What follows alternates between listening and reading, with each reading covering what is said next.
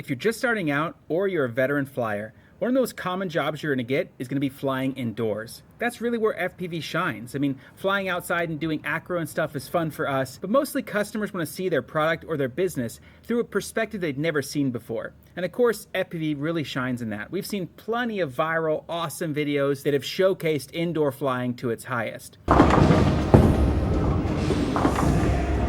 dude. Was that a turkey?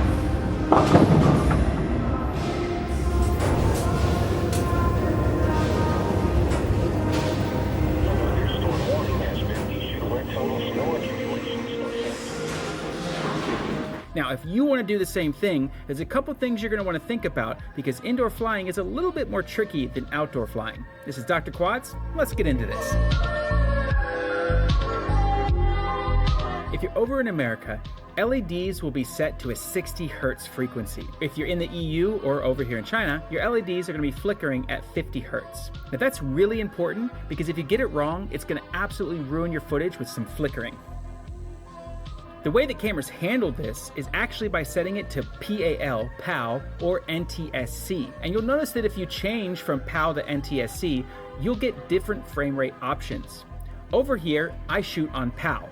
So I shoot on 25 frames a second, or 50 frames a second, or 100 frames a second. You over there in America, you're gonna be shooting at 24 frames a second, 30 frames a second, 60 frames a second, and 120 frames a second. Why 24 and 30? I don't know. I kind of wish we had those same options, but whatever. That's what you guys got, and I wish we could have it too. The same goes for your GoPro and your Aero 3. So wherever you are, if you're filming indoors, you must set that correctly. Once you set your region correctly, then you can move on to the next thing. There's one thing too, if you actually want every time you load up the GoPro it to be on 25 frames a second or 50 or whatever, make sure you go up to the top here and click power down. And whatever your settings are, when you power down, they will be saved. If you just unplug the battery, it won't save those settings. In fact, I would recommend powering down your GoPro that way if you have time, if it's not too hot out, if your Aero 3 isn't overheating, because it's just a little bit better on the GoPro than just hard resetting it by unplugging it. But let's take a look at the cinematic. And a lot of these settings are gonna be the same no matter what mode you're shooting. 4K, you want to make sure that you're on the 4K 4x3. I actually see that was actually a mistake. I don't know why that wasn't on the 4x3, and that would have been bad because it wouldn't have worked with real steady very well. Now, the frame rates, you can do 25 or 24.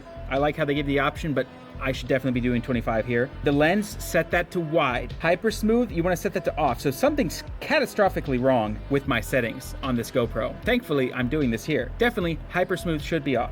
Short clip, turn that off. Now, the Pro Tune is really important. Set your bitrate to high. Because you don't have finer controls for the shutter speed, you just follow the 180 rule every time on a GoPro. On the Aero 3, it's a little different, but on a GoPro, just take your frame rate, which is 25, times that by 2, and you get what your shutter speed should be. Now, as you can see, I have ISO min of 100 and ISO max of 200. Set your white balance, do not leave that to auto. Set your white balance to 5500K and you're good to go. Sharpness, set that to low, and color, set that to flat if you plan on color grading later. Anyways, there you go. Now you see I actually have a 4x3 screen. I'm gonna switch over to the activity mode, which is my 50, 2.7K 4x3, that's good. The 4x3 modes are what works with GyroFlow really, or sorry, not GyroFlow, Real Steady, really good. All right, lens wide, that's good. Hyper smooth off, good. Short clip off. High bit rate, shutter speed, so 50 times 2 is 100, there we go. Min, max, 200, yes. This one is actually set up correctly, so thankfully for that. When it goes beyond that, I don't see any case at all that you'd ever use any settings differently than those two right there for filming indoors. And that's pretty much it, guys. The only differences that are worthwhile talking about when it comes to filming indoors versus outdoors. Now, I already made a pretty good video about filming in general for color grading and things like that, and you can watch that right. And when it comes to the Aero 3, there's really no difference when it comes to the GoPro. Still the same shooting modes, the same shutter speed, the same rules you have to follow. When you're filming indoors, your main battle is getting enough light. And therefore, everything you're gonna be doing is based off of that. You do not wanna have auto shutter speed when you're filming indoors because it will look like garbage, and you definitely don't wanna have your ISO jacking all over the place. This is Dr. Quads, guys. I hope this helped, and I'll catch you next time.